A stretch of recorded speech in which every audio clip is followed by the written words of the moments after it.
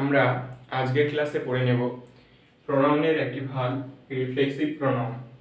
তো প্রথমে জেনে নিই রিফ্লেক্সিভ প্রোনাউন কাকে বলে। যখন কোনো সেন্টেন্সে সাবজেক্ট এবং অবজেক্ট একই থাকে তখন সাবজেক্টকে উল্লেখ করার জন্য যে সকল প্রোনাউন আমরা ব্যবহার করে থাকি তাকেই বলা হয় রিফ্লেক্সিভ প্রোনাউন। অর্থাৎ সংজ্ঞাটা কি হলো, কোনো সেন্টেন্সে যখন সাবজেক্ট এবং অবজেক্ট একই থাকে এবং সাবজেক্টকে উল্লেখ করার জন্য যে সকল প্রোনাউন আমরা ব্যবহার করব তাকে আমরা বলবো রিফ্লেক্সিভ প্রোনাউন। রিফ্লেক্সিভ প্রোনাউন সবসময় সেন্টেন্সে অবজেক্ট রূপে ব্যবহৃত হয়ে থাকে। এবার রিফ্লেক্সিভ প্রোনাউনের শেষে সবসময় সেলফ বা সেলফ যুক্ত থাকে। তাহলে কি বললাম,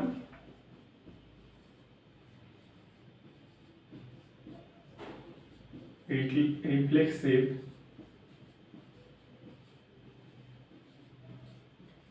প্রোনাউনের শেষে সবসময়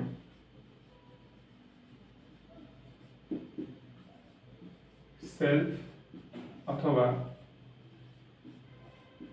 সেলফস যুক্ত থাকে। তাহলে রিফ্লেক্সিভ প্রোনাউনের শেষে সবসময় সেলফ বা সেলফস যুক্ত থাকে। তো আমরা দেখে নিই রিফ্লেক্সিভ প্রোনাউন কি কি হতে পারে। কি কি হতে পারে? myself,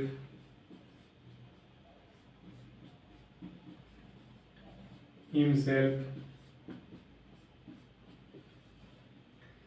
herself,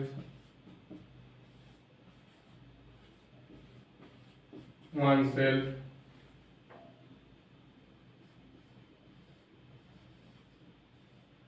yourself, itself। হয়ে গেল সেলফ যুক্ত রিফ্লেক্সিভ প্রোনাউন। এবার দেখব সেলফ যুক্ত রিফ্লেক্সিভ প্রোনাউনগুলো কি কি হতে পারে। ourselves,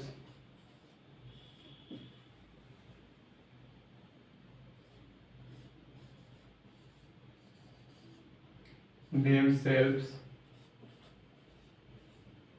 এবং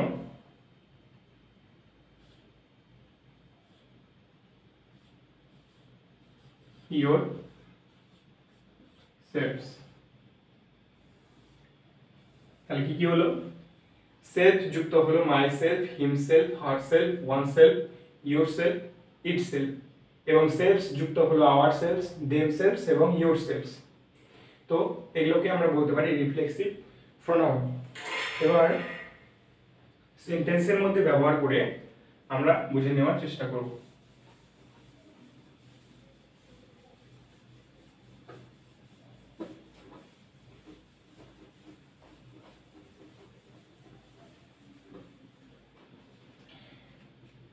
প্রথম উদাহরণ হিসেবে আমরা লিখতে পারি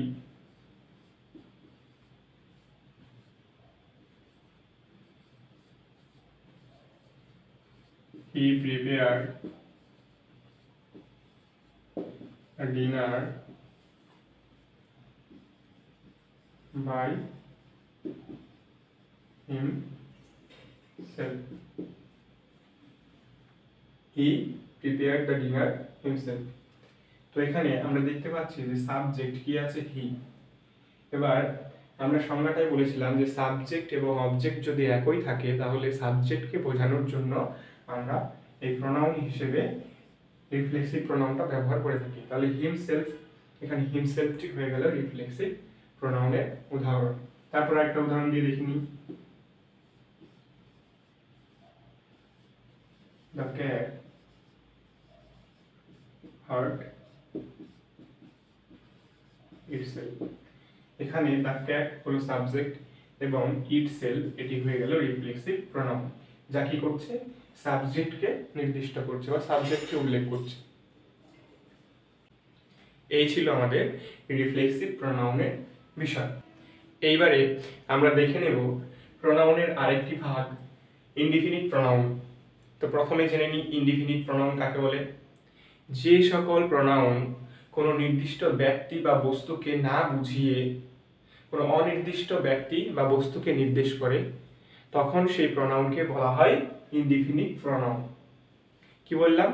যখন কোনো প্রনাউন বা যে সকল প্রনাউন কোনো নির্দিষ্ট ব্যক্তি বা বস্তুকে না বুঝিয়ে কোনো অনির্দিষ্ট ব্যক্তি বা বস্তুকে নির্দেশ করে, তখন তাকে বলা হয় ইনডিফিনিট প্রনাউন। ইনডিফিনিট প্রনাউন দু ধরনের হতে পারে, পজিটিভ প্রনাউন হতে পারে, নেগেটিভ প্রনাউন হতে পারে। তাহলে কি কি হতে পারে?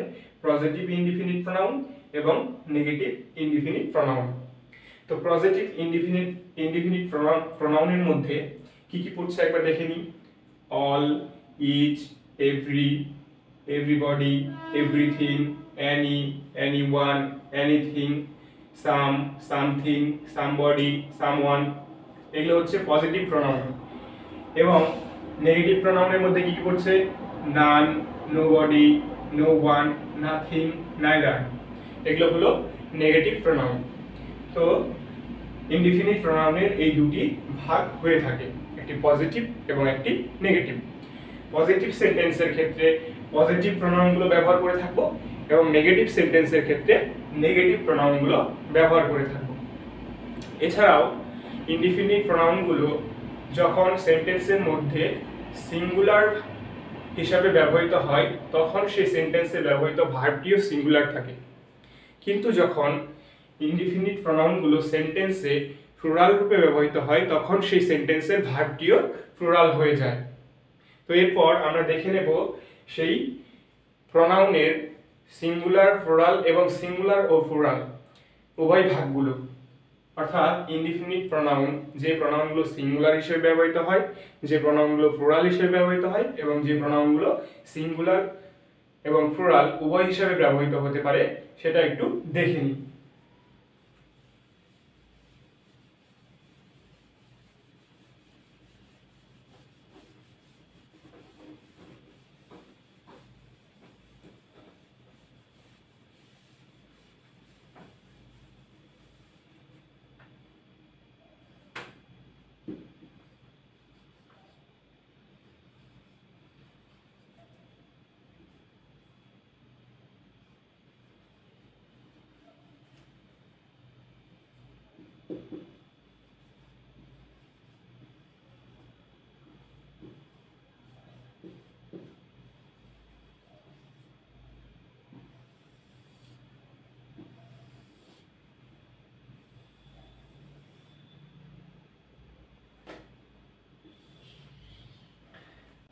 ইনডিফিনিট প্রনাউনগুলো যে পড়ে নিলাম, সেই ইনডিফিনিট প্রনাউনগুলো কিছু কিছু প্রনাউন সিঙ্গুলার হিসেবে কাজ করে, কিছু প্রনাউন প্লুরাল হিসেবে কাজ করে এবং কিছু প্রনাউন বোথ সিঙ্গুলার ও প্লুরাল হিসেবে কাজ করে থাকে।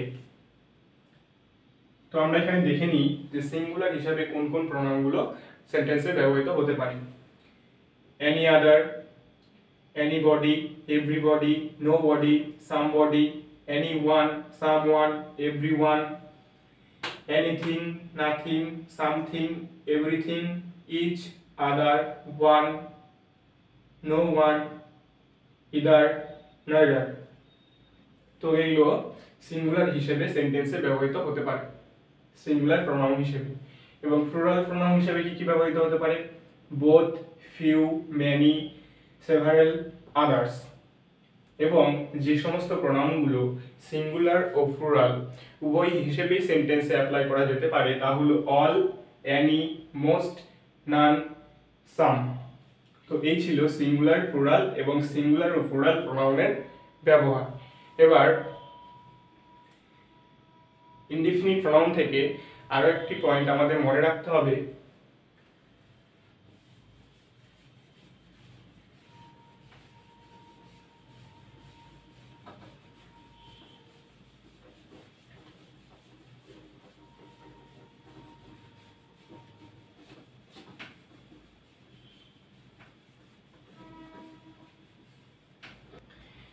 ইনডিফিনিট প্রনাউন থেকে আমাদের আরো একটি ইম্পর্টেন্ট পয়েন্ট জেনে রাখতে হবে যে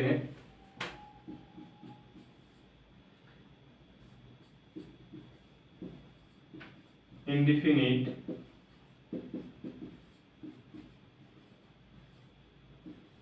প্রনাউন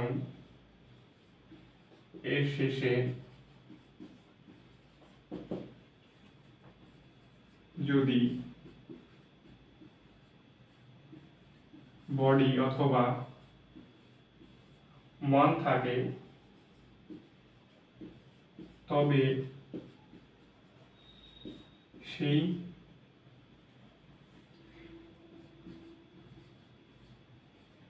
প্রোনাউন ব্যক্তির ক্ষেত্রে ব্যবহৃত হয়। আর কি বললাম, ইনডিফিনিট প্রোনাউনের শেষে যদি বডি বা ওয়ান থাকে তবে সেই প্রোনাউন ব্যক্তির ক্ষেত্রে ব্যবহৃত হয়ে থাকে। কোনো সেন্টেন্সে সেই প্রোনাউনগুলো ব্যক্তির ক্ষেত্রে ব্যবহৃত হবে। আবার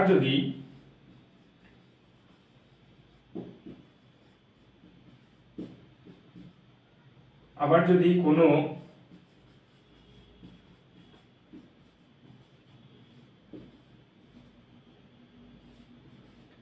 প্রোনাউনের শেষে থিং থাকে তবে সেই প্রোনাউনগুলো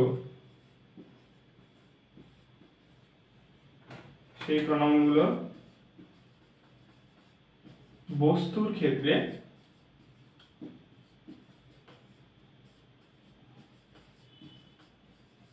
ব্যবহৃত হবে। তাহলে কি হলো, ইনডিফিনিট প্রোনাউনের শেষে যদি বডি বা ওয়ান থাকে তবে সেই প্রোনাউন ব্যক্তির ক্ষেত্রে ব্যবহৃত হবে।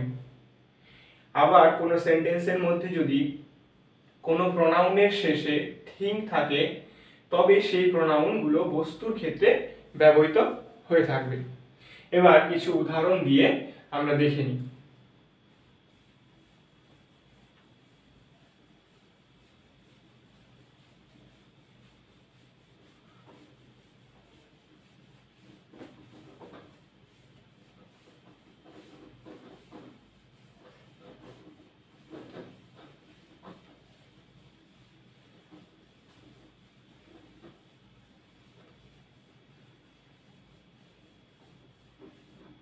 এখানে প্রথম উদাহরণে আমরা দেখতে পাচ্ছি এভরিবডি লাভস হিজ চাইল্ড। তো এখানে প্রথমে সাবজেক্ট রূপে যে এভরিবডি আছে, তো আমরা এর আগের পয়েন্টে কি জানতে পেরেছিলাম যে কোনো ইনডিফিনিট প্রোনাউনের শেষে যদি বডি থাকে তবে সেই প্রোনাউনটি ব্যক্তির ক্ষেত্রে ব্যবহার করা হয়ে থাকে। তাহলে এখানে কি আছে, এভরিবডি, এখানে আছে বডি, তাহলে নিশ্চয়ই এই প্রোনাউনটি ব্যক্তির ক্ষেত্রে বা মানুষের ক্ষেত্রে ব্যবহার করা হয়েছে। এভরিবডি লাভস হিজ চাইল্ড, সেন্টেন্সে আমরা বুঝতেই পারছি যে এখানে ব্যক্তির ক্ষেত্রে ব্যবহার করা হয়েছে। এবার 2 নম্বর উদাহরণ আমরা দেখিনি, কি আছে, everyone is eager to learn English, সকলেই ইংরেজি শেখার জন্য আগ্রহী। তো এখানে এভরিওয়ান, তো এই পয়েন্টটাও আমরা জেনেছিলাম যে ওয়ান, কোনো প্রোনাউনের সঙ্গে যদি ওয়ান থাকে তবে সেই প্রোনাউনটিও বস্তুকে নয় একটি ব্যক্তিকে নির্দেশ করে। তো ইংলিশ নিশ্চয়ই কোনো বস্তু শিখবে না, ইংলিশ কে শেখার জন্য আগ্রহী হবে, মানুষ। এরপর 3 নম্বর উদাহরণে আমরা দেখে নিচ্ছি, everything is clear to him, এখানে কি আছে, এভরিথিং। তো আমরা বলেছিলাম যে কোনো প্রোনাউনের শেষে যদি থিং থাকে তবে সেই প্রোনাউনটি বস্তুর ক্ষেত্রে ব্যবহার করা হয়ে থাকে। সেই একইভাবে এখানে শেষ উদাহরণে আমরা দেখতে পাচ্ছি যে এনিথিং, এখানেও এই প্রোনাউনের সঙ্গে কি আছে, শেষে থিং আছে, তাহলে এই প্রোনাউনটিও ব্যবহার করা হয়েছে একটি বস্তুর জন্য। তো আজকে ছিল এই ইনডিফিনিট প্রোনাউনের ক্লাস। আমার ভিডিওটি ভালো লাগলে লাইক, কমেন্ট ও শেয়ার করে দেবেন এবং সাবস্ক্রাইব করে পাশে থাকবেন। Thank you friends.